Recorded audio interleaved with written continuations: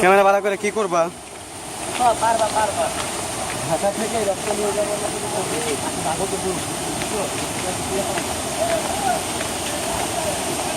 জলের নিচে কোথাও করা যাবে না।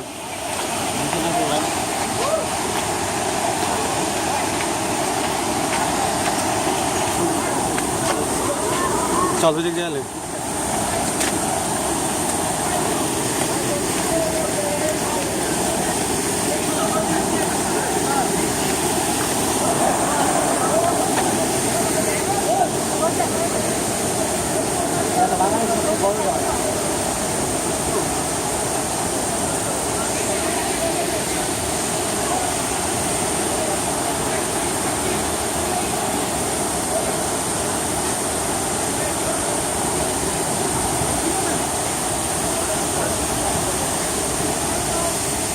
তো দিবি